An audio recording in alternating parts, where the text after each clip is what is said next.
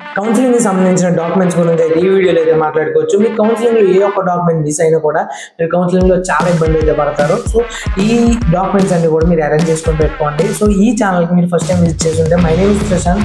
ఈ ఛానల్లో మీరు ఇంజనీరింగ్ లో జాయిన్ అయ్యేంత వరకు మీకు కావాల్సిన డీటెయిల్స్ అన్ని కూడా మేము అయితే పెడతాము. సో వీడియోస్ అయితే ఫాలో అవుతూ అయితే ఉండండి. మనం ఫస్ట్ ఎడ్యుకేషన్ సంబంధించిన డాక్యుమెంట్స్ గురించి అయితే చూసుకోవచ్చు.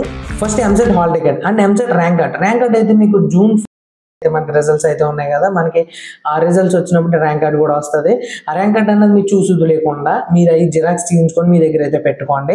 అండ్ నెక్స్ట్ మనకి ఇంటర్కి సంబంధించిన మార్క్స్ మెమో ఒరిజినల్, మీకు షార్ట్ మెమో అయితే అవైలబుల్గా ఉంటుంది.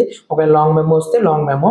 అండ్ దాని తర్వాత మనకి ఇంటర్ యొక్క TC and study certificate original, 10th SSC marks memo original and 6th to 10th study certificates అయితే ఒరిజినల్ అయితే ఉండాలి. ఒకవేళ ఎవరి దగ్గర లేకపోతే మీరు ఆ స్కూల్స్కి వెళ్ళి మీరు స్టడీ సర్టిఫికేట్స్ అయితే కలెక్ట్ చేసుకోండి.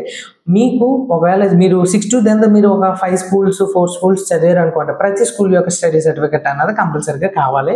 సో ఇప్పుడు అయితే కలెక్ట్ చేసుకోండి, టైం ఉంది కాబట్టి. మీకు ఎడ్యుకేషన్ సంబంధించిన డాక్యుమెంట్స్ అయితే ఇవి. అండ్ చూసే వాళ్ళు మీరు సబ్స్క్రైబ్ చేసుకోకపోతే ఒకసారి ఖచ్చితంగా వెళ్ళి సబ్స్క్రైబ్ చేసుకోండి. అండ్ నెక్స్ట్ ఆధార్ కార్డ్ ఇదైతే ఒరిజినల్ ఉండాలి అండ్ బయోమెట్రిక్ అప్డేట్తో ఉండాలి. మీకు ఏదైనా మీ ఆధార్ కార్డులో మిస్టేక్స్ కానీ నేమ్స్ కానీ ఏమైనా ఉంటే కరెక్ట్ చేసుకోండి. మీకు ఆధార్ కార్డులో ఉన్న డీటెయిల్స్ అండ్ 10th మార్క్స్ మెమోలో ఉన్న డీటెయిల్స్ మీకు మ్యాచ్ అయ్యేలా ఉండాలి. అండ్ దాని తర్వాత ration card and income certificate అయితే మీకు అప్డేటెడ్లో ఉన్నది అయితే తీసుకోండి. మీకు అది 4 years వ్యాలిడిటీ ఉంటుంది. మీకు దాన్ని బట్టి మీకు ఫ్రీజ్ రీఇంబర్స్మెంట్ వస్తుంది కాబట్టి ఇన్కమ్ సర్టిఫికేట్ అన్నది మీకు 1/1/2025 తర్వాత ఉన్నది అయితే తీసుకోండి. నెక్స్ట్ SC ST BC వాళ్ళకి క్యాస్ట్ సర్టిఫికేట్ అయితే తీసుకోండి. మళ్ళీ OC వాళ్ళకి ఈడబ్ల్యూఎస్ సర్టిఫికేట్ అయితే March 2025 తర్వాత మనం చేయించుకున్న ఈడబ్ల్యూఎస్ సర్టిఫికేట్ అయితే కావాలి. ఒకవేళ ఎవరైనా చేయించుకోకపోతే గమ్మున వెళ్ళి చేయించుకోండి. ఈ డాక్యుమెంట్స్ అయితే నార్మల్ స్టూడెంట్స్ కి సరిపోతాయి. అండ్ ఫిజికల్లీ హ్యాండిక్యాప్డ్ వాళ్ళకి disability certificate and residence certificate, ఎవరికంటే ఓపెన్ ఇంటర్ అయ్యి కట్టిన వాళ్ళకి రెసిడెన్స్ సర్టిఫికేట్ అయితే కావాలి. అండ్ మైనారిటీ సర్టిఫికేట్ ఉన్న వాళ్ళు మైనారిటీ సర్టిఫికేట్ అండ్ గేమ్స్ కోటాలో సర్టిఫికేట్స్ ఉన్న వాళ్ళు ఇది కూడా రెడీ చేసుకొని పెట్టుకోండి. ఈ డాక్యుమెంట్స్ అన్ని కూడా మీరు ఒక 3 copies అయితే పెట్టుకోవాలి. ఒక ఫోల్డర్ అవుట్ తీసుకొని ఆ ఫోల్డర్లో అయితే పెట్టుకోండి.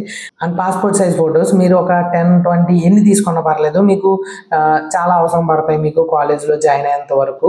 సో అవన్నీ కూడా రెడీ చేసుకొని పెట్టుకోండి. ఈ డాక్యుమెంట్స్ అన్ని కూడా మీరు ఫోటో తీసుకొని అన్ని కలిపి ఒక PDF లో అయితే చేసుకోండి. మీకు ఎప్పటికన్నా సరే ఒకవేళ ఈ ఫిజికల్ సర్టిఫికేట్స్ లేకపోతే మీరు ఒక జిరాక్స్ చేయించుకోవడానికి మీకు యూస్ఫుల్ అవుతాయి.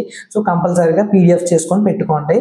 అండ్ ఈ డాక్యుమెంట్స్ అయితే ఇవే, ఒకసారి కలెక్ట్ చేసుకోండి. అండ్ మీకు ఏమైనా డౌట్స్ ఉన్నా కూడా కింద కామెంట్ చేయండి, దానికైతే రిప్లై అయితే ఇద్దాము. ఈ డాక్యుమెంట్స్ గురించి అయితే మీకు అర్థమైంది అనుకుంటున్నాను. అండ్ ఇప్పుడు ఏంటంటే EAMCET step by step process గురించి అయితే మాట్లాడుకోవచ్చు.